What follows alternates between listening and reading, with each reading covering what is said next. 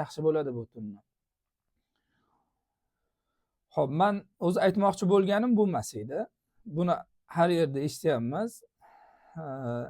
Bir ibora o'qiganda mana shu Laylatul Qadr kechasini oriflar, zohidlar, Allohning do'stlari nazdida qanday bo'lishligini bayonini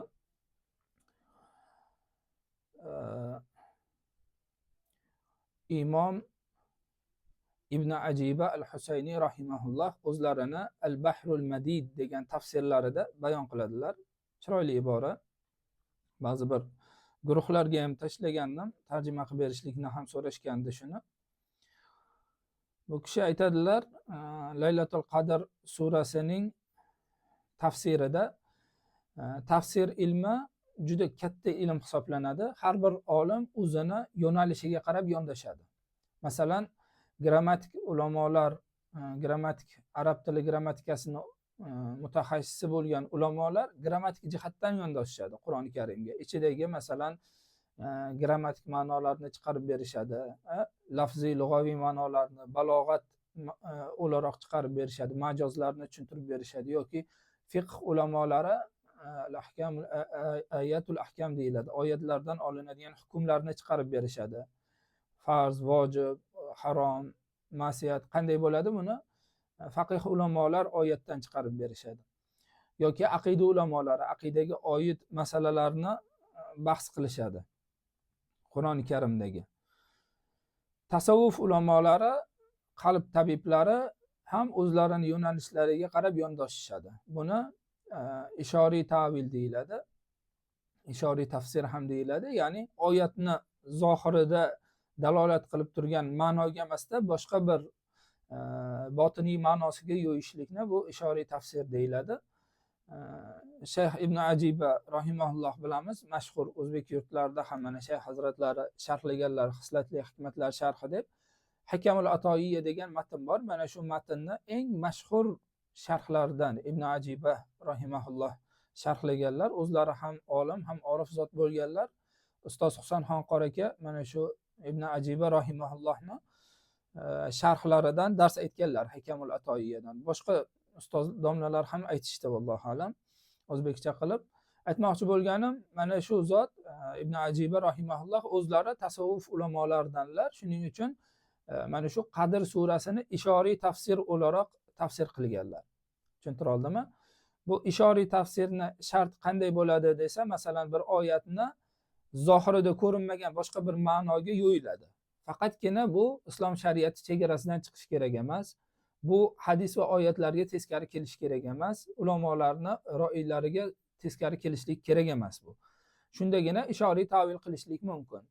Lekin ishoriy ta'vil qilish mumkin ekan deb o'sha botiniy ma'nosiga kirib ketaman deb shariat chegarasini buzishlik shart, ya'ni shariat chegarasini buzib qo'yishlik to'g'ri bo'lmaydi. Masalan, botiniylar degan toifa bor. Bular Shia mazhabiga oid toifa, adashgan toifalardan. Mana shular va aqimus sola degan oyatni, namozni qoyim qilinglar degan oyatni Hazrati Alini ehtirom qilinglar degan ma'noga yo'yadi. Shunday tafsir qilishadi. Va atuz zaka deganni Hazrati Fatima radhiyallohu anhoni ulug'langlar degan ma'noga yo'yadi. Biz deydi ishoriy ta'vil qilyapmiz. Alloh taolo o'zi aslida mana shuni iroda qilgan bu oyatdan deydi. Bu haqiqatda zalolat. Ya'ni zalolatni asli mana shu, dinni buzishlik.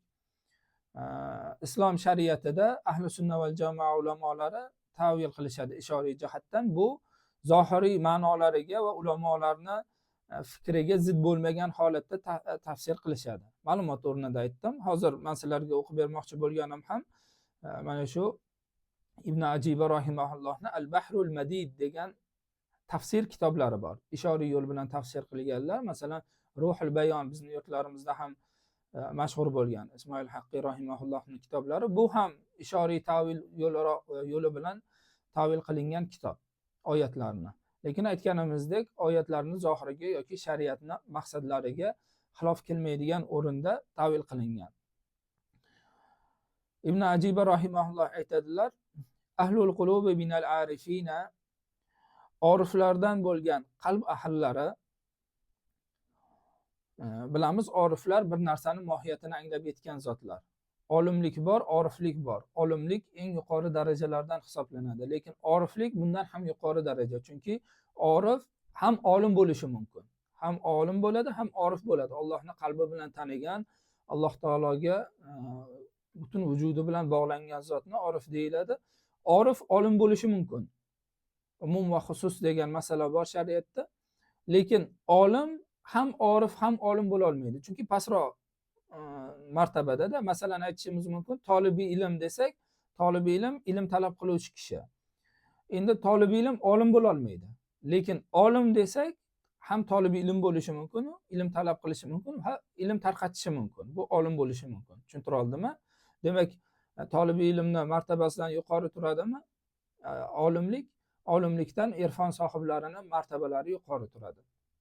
Va ko'p ulamolar aytganlaridek, haqiqiy payg'ambarlar merosxo'rlari oriflardir, qalb ahllari.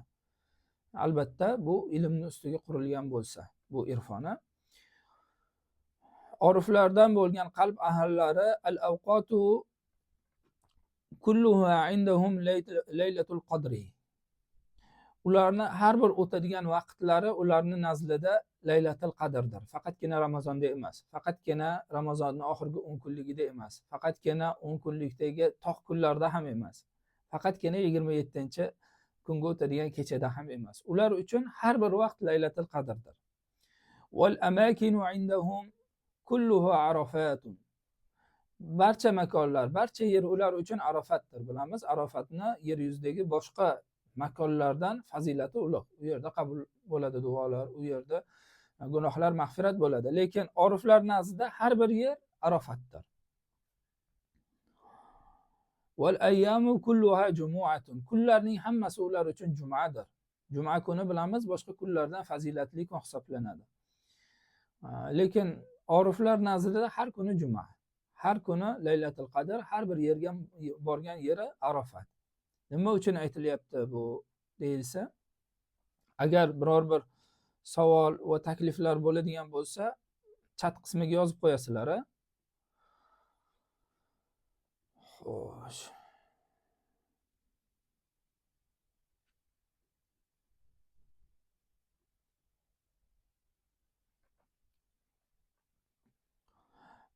Nimaga har bir yer ular uchun Arafat, nimaga har bir vaqt ular uchun Laylatul Qadr va Juma deyiladigan bo'lsa, li'annal maqsuda min ta'zimiz zamani wal makani huwa bi'tibari ma yaqa'u fihi min at-taqarrub wal kashf wal ayan. Xo'p, chunki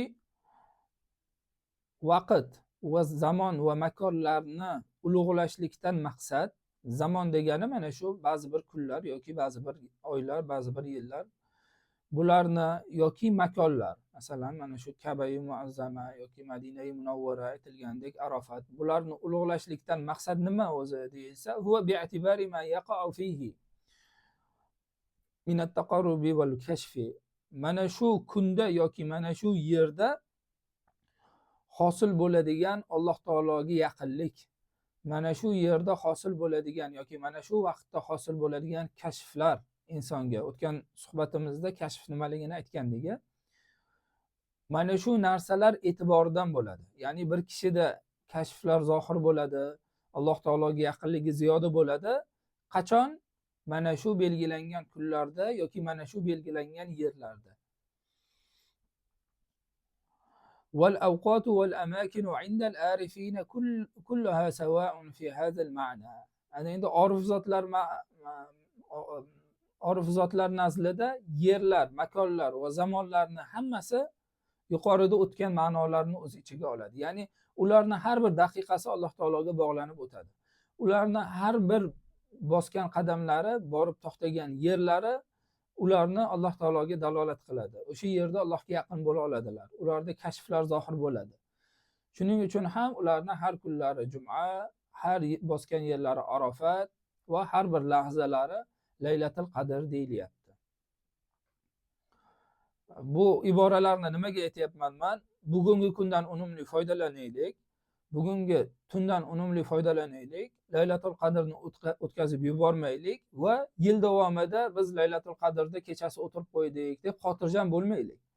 Balki Laylatul Qadrda hosil qilish mumkin bo'lgan ma'nolarni, Laylatul Qadrda Allohga yaqin bo'lishlik miqdorini boshqa vaqtlarda ham qo'llab ko'raylik o'zimizda. O'shanda yashaylik, oriflarga iqtido qilaylik.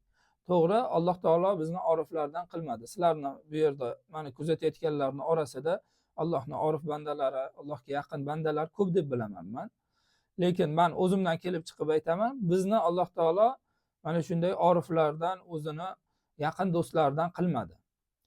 Gunohkor osiy bandalarimiz. Lekin bizdan talab qilingani ana o'shalarga iqtido qilish, oriflarga. Payg'ambar sollallohu alayhi vasallamdan rivoyat qilingan hadislarga ko'ra, kishi yaxshi ko'rgani bilan birga bo'ladi. Al-mar'u ma'a man ahabba. Kishi qiyomat kuni o'zi suyganlar bilan birga bo'ladi, agarchi ularni maqomiga yeta olmasa ham. Biz bularni yaxshi ko'ramiz. Yaxshi ko'rishlikni me'yori qayerdan bilinadi? Da'vo qilyapmiz, to'g'ri, oriflarni yaxshi ko'ramiz deb.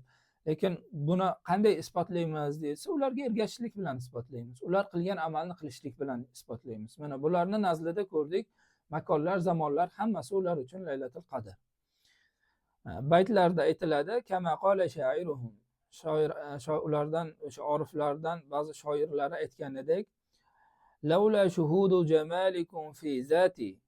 Meni zotimda, meni borlig'imda sizni mushohada qilishlik bo'lmaganda edi. Mushohada qilish degani mana shunday inson boshini egadi-da, ko'zini yumadi, Alloh taoloni qalbi bilan his qiladi. Allohga bog'lanadi. Alloh uni ko'rib turganligini, Alloh taolo uni har bir harakatini tasarruf qilib turganligini, u Alloh taologa ibodat qilish uchun hayotga kelganligini his qila oladi inson. Mana shuni shuhud deydi.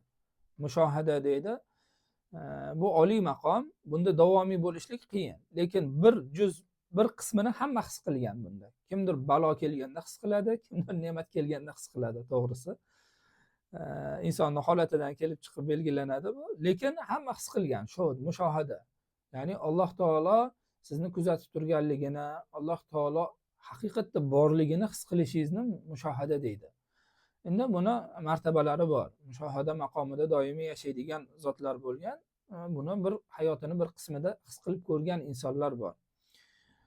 Ana endi sizni go'zalligingizni, jamolingizni mushohada qilmaganimizda edi, ma kuntu arda sa'atan bi hayati. Hayotimdan bir soat yashashlikka ham rozi bo'lmasdim. Ya'ni Allohga yaqinlik bo'lmaganda edi, Allohni mushohada qilishlik ne'mati bo'lmaganda edi, hayotimizdan bir soat ham yashashga rozi bo'lmagan bo'lar edik.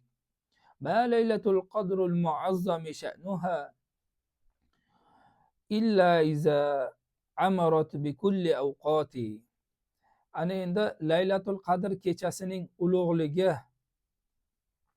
qanday bo'ladi desa, illa iza amarat bi kulli bikum awqati. Siz bilan bo'lgan vaqtlarimizgina biz uchun ulug' bo'lgan Laylatul Qadr kechasidir deyilyapti. Ya'ni Alloh taologa bog'lana olsagina inson o'shandagina Laylatul Qadrni topgan bo'ladi deyilmoqchi. Mana shu gapni juda ko'p oriflardan eshitganman, Alloh do'stlaridan hayotlarida ham ko'rganman.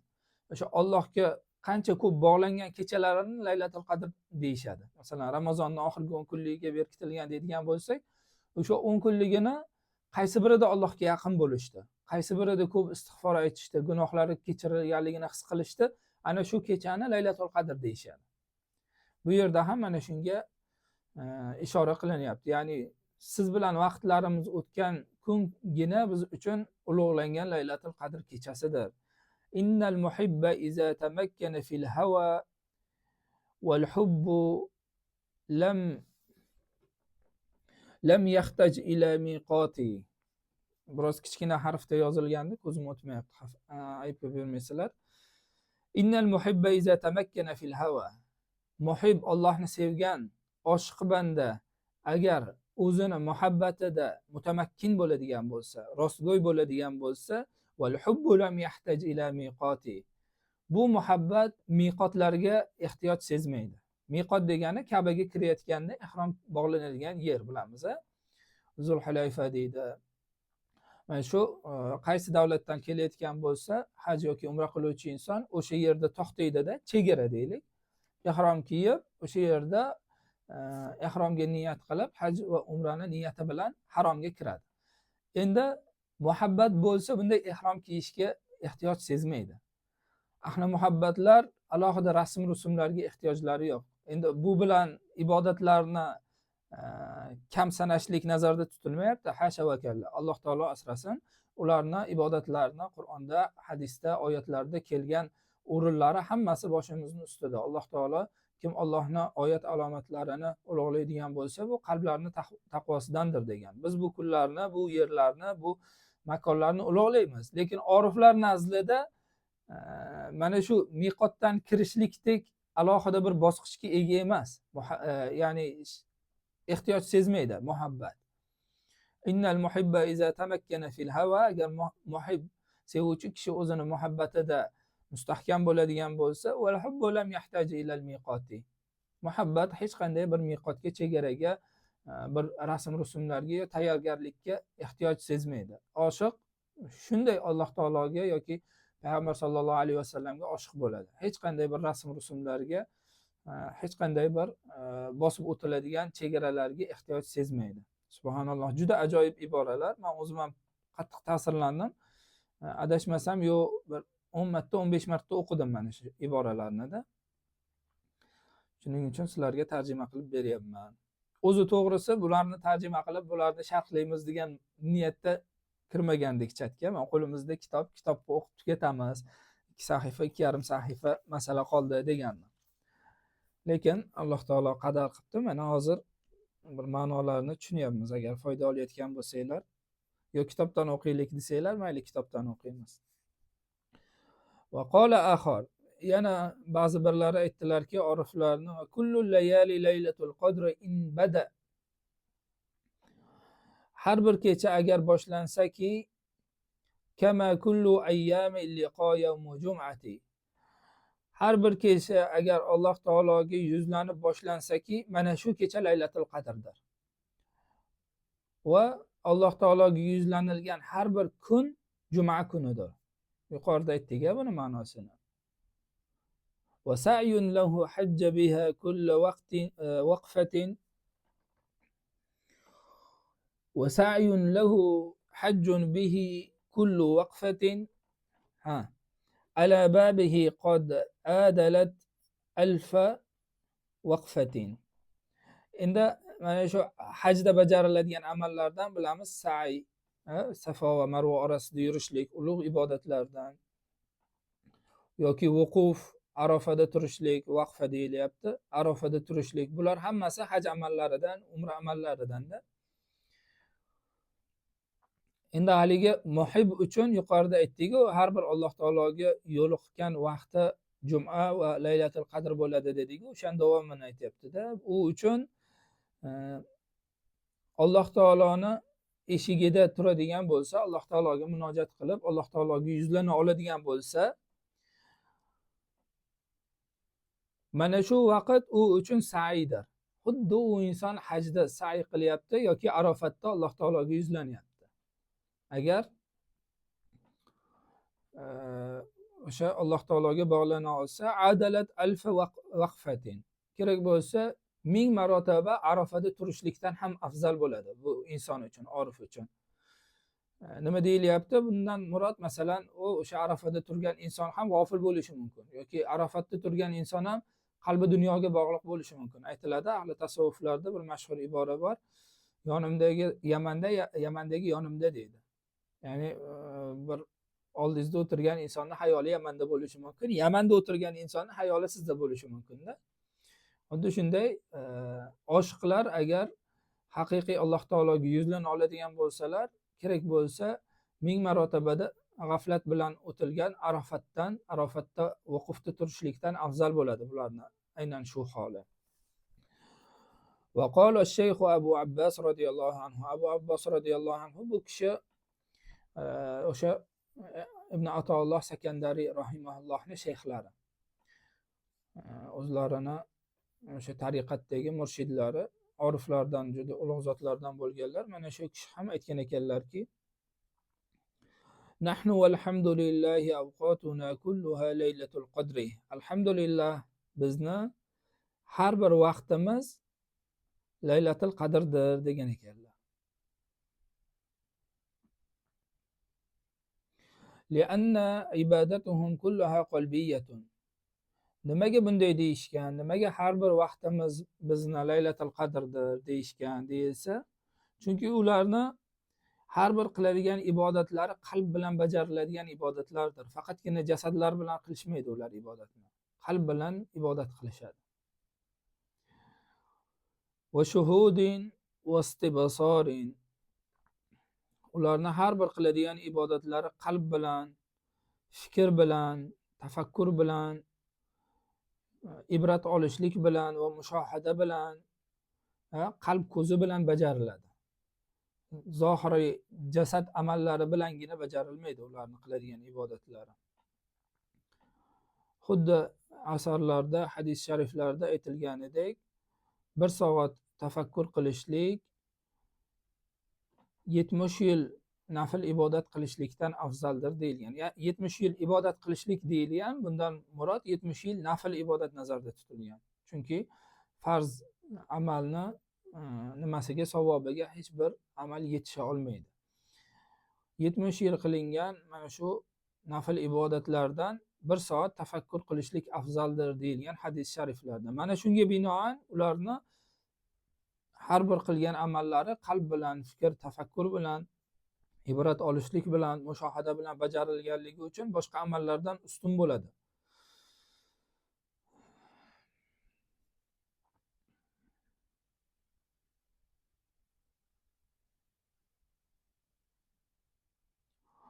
كما قال الشاعر وكل وقت من حبيبي قدره كألف حجة.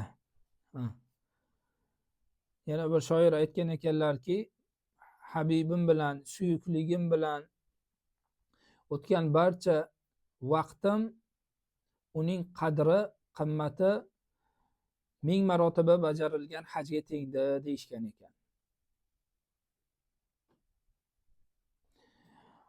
وقد يقال ثواب هذه العبادة كشف الحجاب والشهود الذات الأقدس هو لا يقاس بمقياس وبالله توفيق. Alloh taolo mana bu martabalarga yetishlikka hammamizga tavfiq bersin, o'zi yo'l ko'rsatsin. Aytilyaptiki, endi mana bu qalb bilan bajariladigan mushohada, tafakkur, ibrat olishlik bilan bajariladigan qalbiy amallar, qalb ko'zi bilan bajariladigan amallarni savobi aynan mana shu amallar qalbdan hijobni ko'tarishligiga sabab bo'ladi. Mana shu amallarni bajargandagina insonning qalbidan hijoblar ko'tariladi. Hadis sharifda aytiladi, namoz insonni gunoh ma'siyatlardan to'sadi. Oyat karima ham bor bunga dalolat qilgan. Albatta namoz tanha anil fahsha'i wal munkar. Fahsh va munkar ishlardan to'sadi deydi Alloh taolo. Endi bir kishi namoz o'qiyapti-da, gunohdan tiyila olmayapti. Aytishi mumkinki, nimaga men namoz o'qiyapman, lekin gunohdan tiyila olmayapman? Aytilgan bashoratga to'g'ri kelmayapti bu desa, mana shu ibora aytiladi. U bajariladigan ibodat faqatgina jasad bilan bajariladigan ibodat nazarda tutilmagan. U yerda nazarda tutilgan ibodat qalb bilan bajariladigan amal. To'g'ri, zohirimiz bilan bajarilgan ibodatlarimizni ham savobidan umid qilamiz va Alloh qabul qilgan deb umid qilamiz, lekin u insonni gunohdan to'sadigan, ma'siyatdan to'sadigan ibodat bu yerda aytilgan o'sha qalb bilan, mushohada, tafakkur bilan bajarilgan ibodatlar nazarda tutiladi. Alloh taolo barchamizga mana shunday Allohga bog'lanib, qalbi bilan ibodat qila oladigan bandalarning martabalarini bersin. Intaha bi hurufihi min al-bahril madid. Mana shu yerda o'sha Bahrul Madid tafsirida aytilgan iboralar tugadi. Ya'ni yuqorida o'qigan iboralarimizni barchasi Bahrul Madid tafsirida bayon qilib berilgan.